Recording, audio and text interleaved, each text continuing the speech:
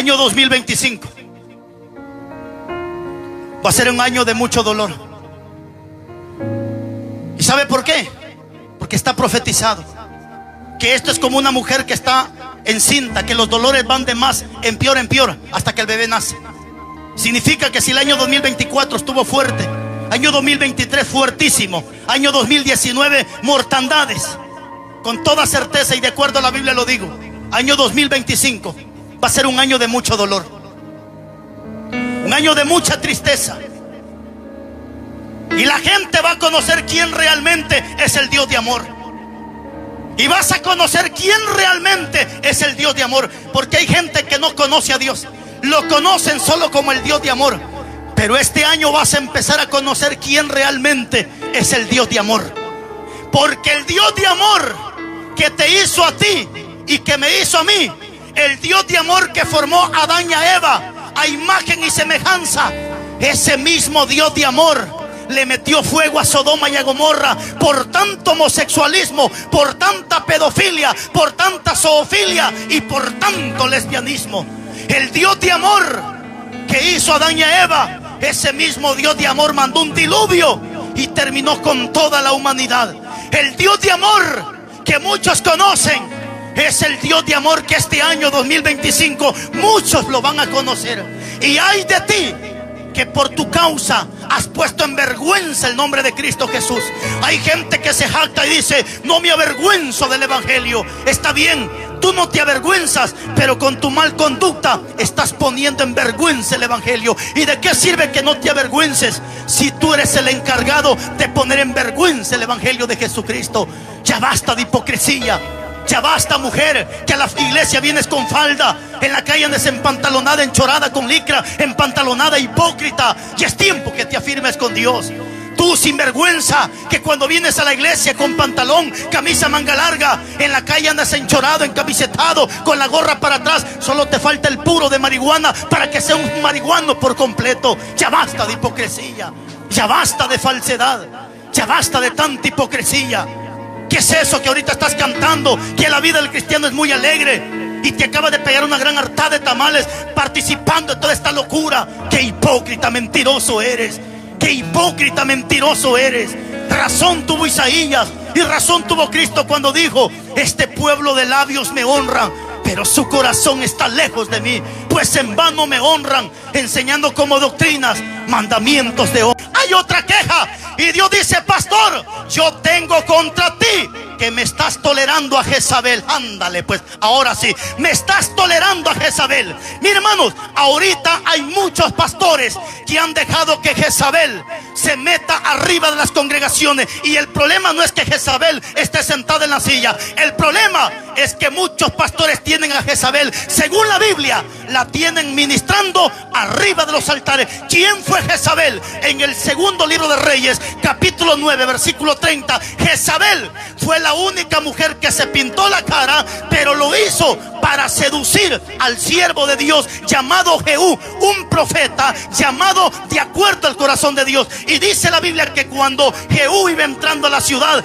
dice que Jezabel empezó a pintarse la cara, se arregló el pelo, porque hay mujeres remañosas que hasta con el pelo andan de coquetas, y se arregló el pelo, dice la Biblia, y se paró frente a la ventana y empezó a coquetearle al varón de Dios. Pero dice la Biblia que como el varón de Dios iba lleno del Espíritu, dice que dijo Jehú: agarren esa maldita y mátenla. Porque si Jehú hubiera ido como esos pastores carnudos, de seguro hubiera dicho: wow, qué mamazota, aprovéchate, Matías. ¿Y cuánto pastor no ha caído en adulterio por estar tolerando todas esas cochinas que andan enseñando sus vergüenzas en las iglesias? ¿Cierto o no cierto, hermanos? ¿Cuánto pastor evangelista no ha caído de la gracia de Dios por estar tolerando ese montón de mujeres que han pensado que esto es pasarela de modelaje? Discúlpeme, señora, esto no es pasarela de modelaje para que venga usted a modelar con esos grandes tacones que parecen las patas de su silla. Esto no es pasarela de modelaje, esto es casa de Dios, y aquí están los lavados, los santificados con la sangre del Cordero. Dele palmas a Cristo.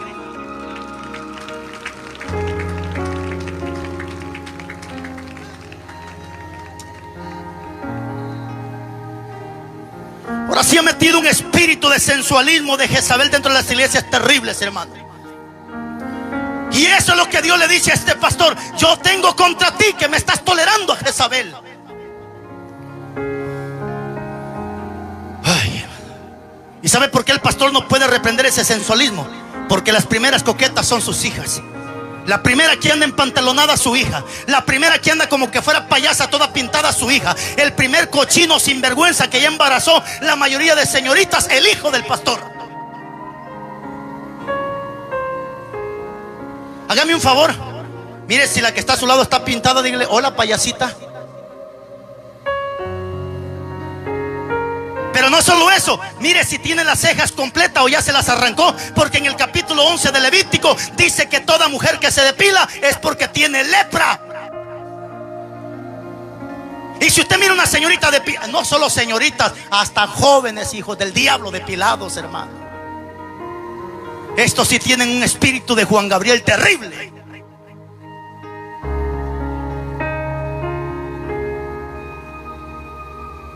¿Y cuántas mujeres, hermano, en las iglesias? Hermanita linda, si esto no es carnicería para que usted venga a enseñar piernas acá. Si usted quiere enseñar piernas, váyase a la carnicería. Allá hay piernas de guajolote, de marrano, de vaca, de pollo, de lo que sea. Esto no es carnicería, señora. Esto es casa de Dios.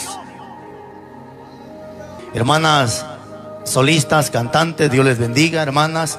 No le digo sigamos, no le digo sigan, le digo mantengámonos. ¿Sabe por qué, mis hermanas? ¿Sabe por qué? Y no solamente para las hermanas cantantes, solistas, sino también para los músicos y para los pastores. Porque el éxito de un cristiano no es llegar a 40 ni 50 años de ministerio. ¿Sabe cuál es el éxito de un cristiano? Llegar hasta la meta final. Porque ¿de qué sirve que lleguemos a 40, 50 años de ministerio si de viejo nos echamos a perder, hermanos? ¿Acaso no dice la Biblia en el primer libro de Samuel, capítulo 2, versículo 22, que el sacerdote Elí de viejo se echó a perder? ¿Acaso no lo dice la Biblia? ¿Acaso no dice la Biblia en el primer libro de Reyes, capítulo 11, versículo 2, que el sabio Salomón también de viejo se echó a perder? Entonces, si estos ejemplos están en la Biblia, es para amonestarnos a nosotros a fin de que se cumpla lo que Cristo dijo, que el que persevere hasta el fin, este va a ser salvo, hermanos. Entonces no se trata de 40 ni de 50 años, se trata de llegar hasta la meta final. Porque en el 3:20 de Ezequiel dice la Biblia que si retrocedemos, las buenas obras que hemos hecho nunca vendrán a memoria. Póngase de pies, por favor, y vamos a ver unos versículos de la Biblia. Vamos a leer el capítulo 2 del libro profético de Ezequiel. Ezequiel capítulo 2. Vamos a empezar leyendo. Leamos la historia completa del 2:1 hasta el 10, por favor. Ezequiel capítulo 2, versículo 1 al 10.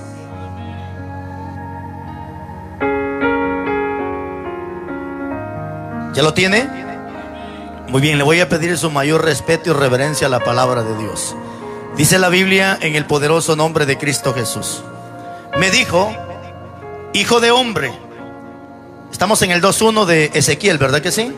Ok. Me dijo: hijo de hombre, ponte sobre tus pies y hablaré contigo. Y luego que me habló, entró el Espíritu en mí y me afirmó sobre mis pies, y oí al que me hablaba. Y me dijo: hijo de hombre, yo te envío ¿a dónde? A los hijos de Israel. ¿A quiénes? A gentes rebeldes que se rebelaron contra mí. Ellos y sus padres se han rebelado contra mí hasta este mismo día. Yo pues te envío a hijos de duro rostro y de empedernido corazón, y les dirás: así ha dicho Jehová el Señor. ¿Acaso ellos te escuchen? Pero si no te escucharen, porque son casa rebelde, siempre conocerán que hubo profeta dentro de ellos. Y tú, hijo de hombre, no les temas, ni tengas miedo de sus palabras.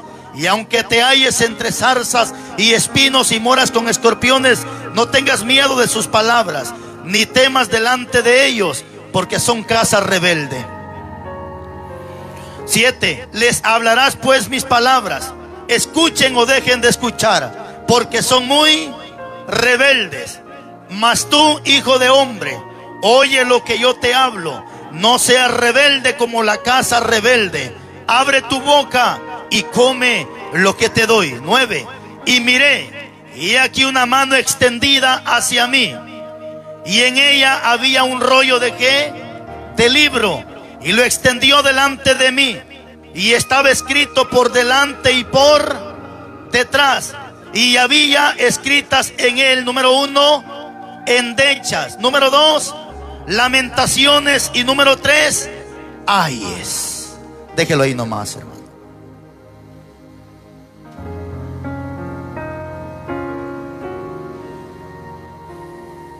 Nos vamos a concentrar, siéntese un ratito por favor, nos vamos a concentrar un momento en la palabra.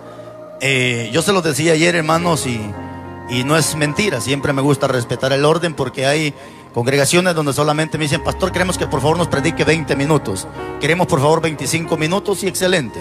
Al final del día, pues yo he entendido que el sabio con pocas palabras entiende, pero a veces la gente me reclama y dice: pastor, ¿por qué predicó tan poco?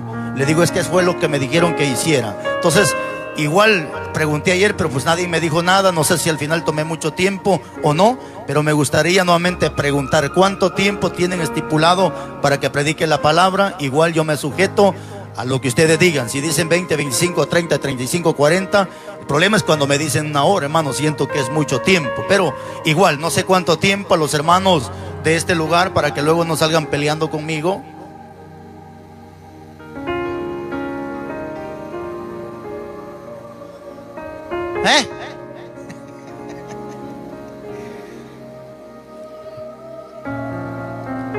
Una hora.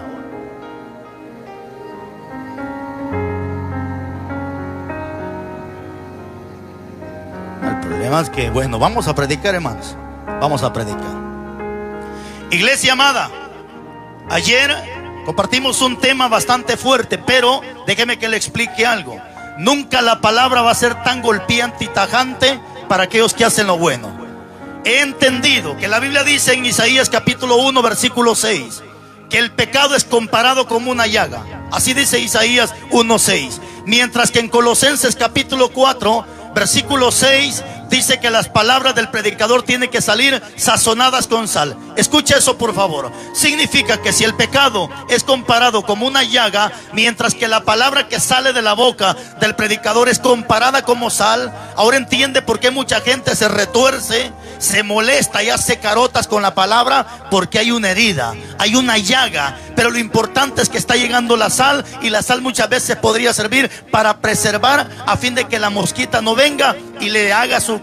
¿Me entiende, hermano? Para eso le echan sal al pescado, para preservarlo, a fin de que se mantenga. Si por ahí usted siente dura la palabra, no me culpe a mí, yo no tengo la culpa de que usted venga chueco o esté torcido delante de Dios. Pero si por ahí la palabra le pasa golpeando un poquito, ¿sabe qué? Reconozca que Dios es un Dios que al hijo al que ama lo corrige. Y es que si hoy llega palabra a este lugar, porque tenemos un Dios que ama este pueblo. No es un Dios alcahueta, sino es un Dios que ama. Y Deuteronomio 8:5 dice la Biblia que Dios al hijo al que ama lo corrige.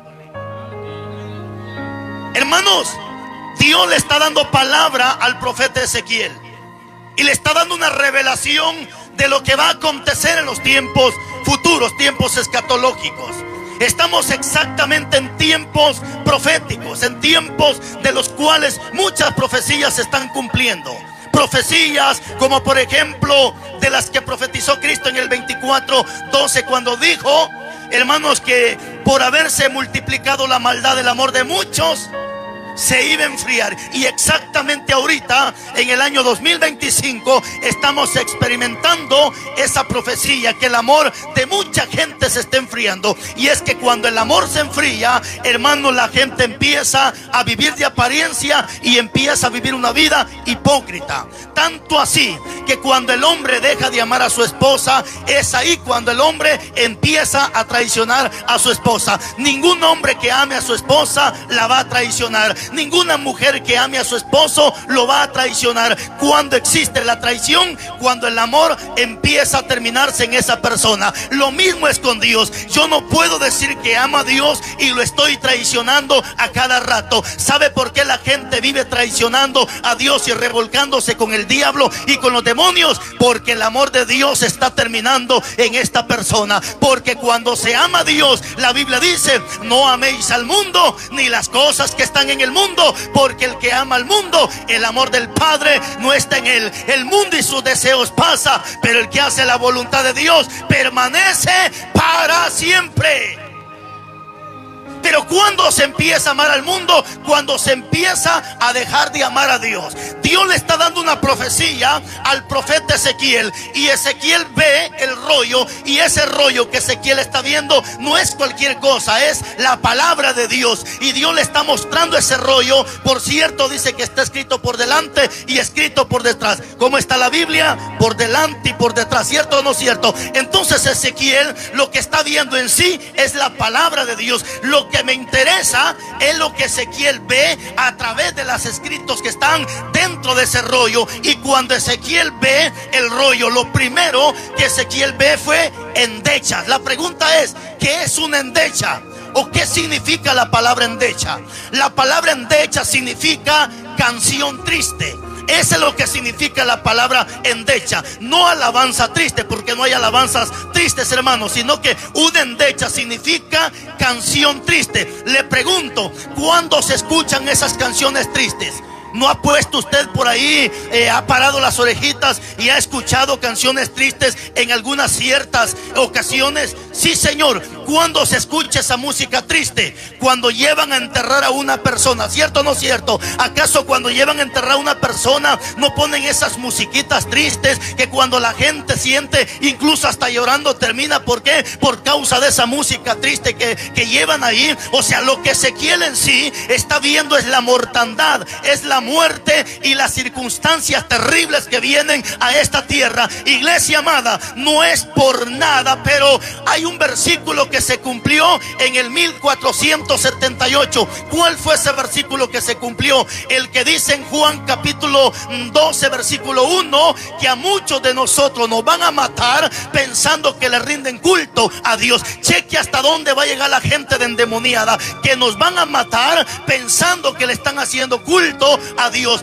¿Cuándo se cumplió parte de esa profecía? En el 1478, cuando el Papa Sixto estaba de gobernador en ese momento, que era el Papa de la Iglesia Católica. En ese momento, en el 1400, se formó algo que se llamó la Santa Inquisición. ¿Qué fue la Santa Inquisición? Fue una tremenda muerte que hicieron de tantos cristianos que no quisieron aceptar ni arrodillarse delante de los pedazos de muñecos que existen en esta tierra. Y es que la idolatría es un pecado enemigo de Dios, y es un pecado que no puede funcionar ni puede estar dentro de las iglesias. Iglesia amada, a Daniel le hicieron lo mismo, a Sadrach, Mesach y Abednego. Le dijeron, si no se arrodillan delante de esa imagen, los echamos al horno de fuego. ¿Se acuerda esa historia? Y estos hombres dijeron, vive Dios y vive nuestra alma, que aunque nos mates, no nos vamos a arrodillar delante de esa imagen. ¿Por qué? Porque escrito está,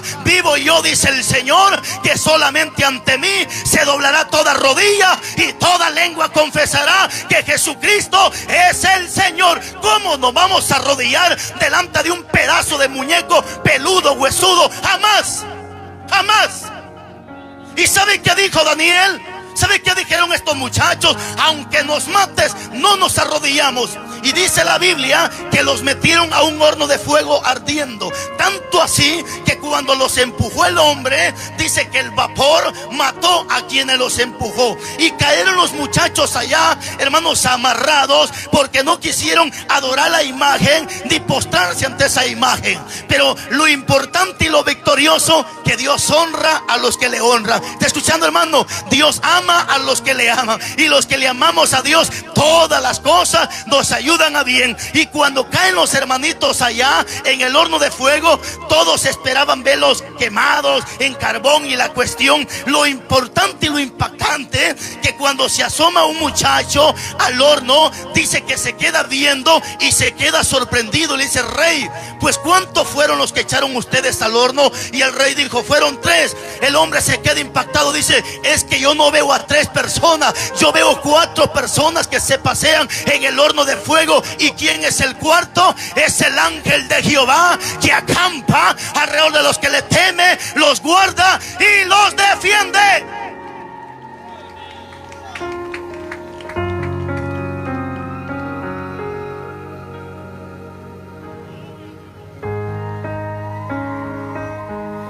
¿qué más vio Ezequiel?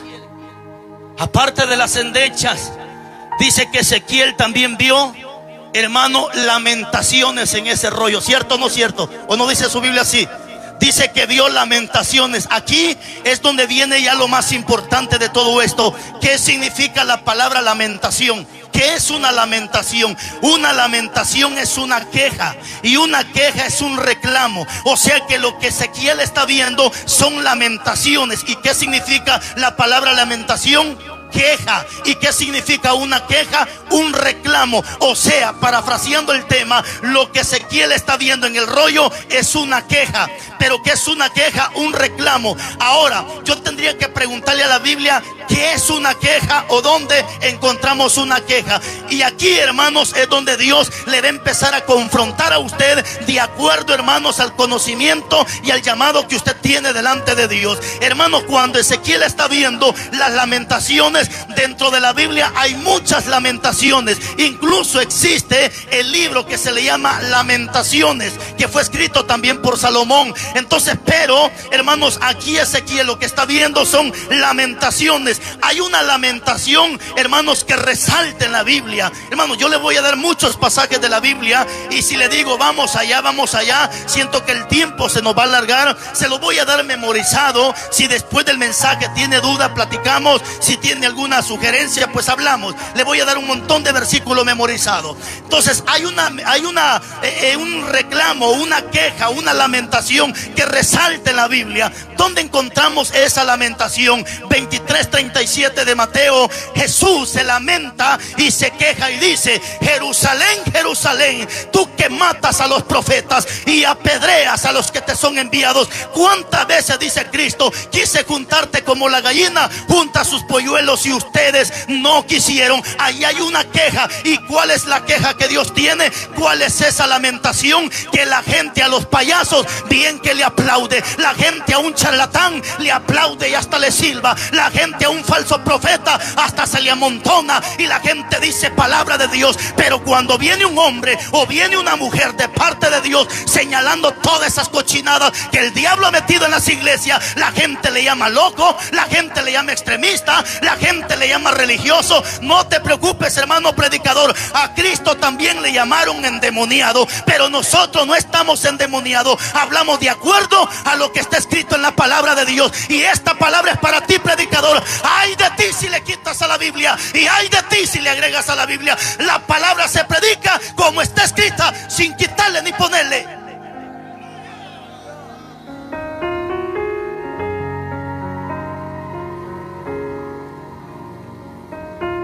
Muchos me han tachado de loco, de legalista, de extremista, y la cuestión, a mí eso no me importa. Lo que me preocupa es que quienes muchas veces viven murmurando de la palabra son pastores que tienen hasta 4 títulos de teología, y que en lugar de volverse más inteligentes, más brutos se están volviendo, como dice Jeremías capítulo 10 versículo 14. Se están volviendo más brutos delante de Dios. Hermano pastor, si vas a estudiar teología, no es para que te vuelvas bruto, sino es para que te empapes del conocimiento, es para que te llenes del conocimiento, y entre más conocimiento, mejor predicas la palabra, y entre mejor predica la palabra, la gente mejor entiende la palabra. Pero ¿cuál es el problema? Que muchas veces hay pastores que han estudiado y que hasta maestros de teología, reverendos y no sé qué tantos títulos se ponen, pero en lugar de predicar la palabra, defienden el pecado y se oponen en contra de la palabra.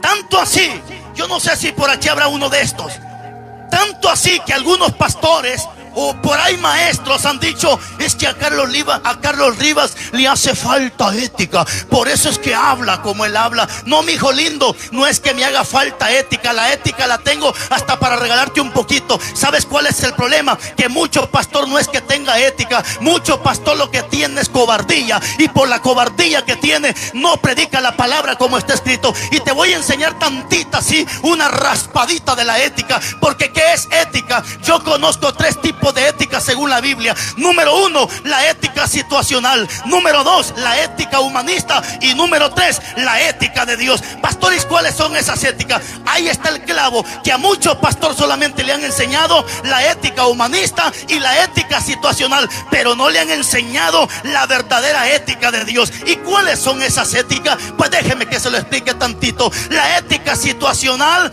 es aquella ética que se vive de acuerdo a la situación o de acuerdo al sistema donde se vive. Por ejemplo, allá en el Congo las mujeres andan sin blusa, sin brasier y andan con los pechos descubiertos. Según para ellas, a ellas muestran pulcritud. Eso significa que allá en el Congo, entre las mujeres más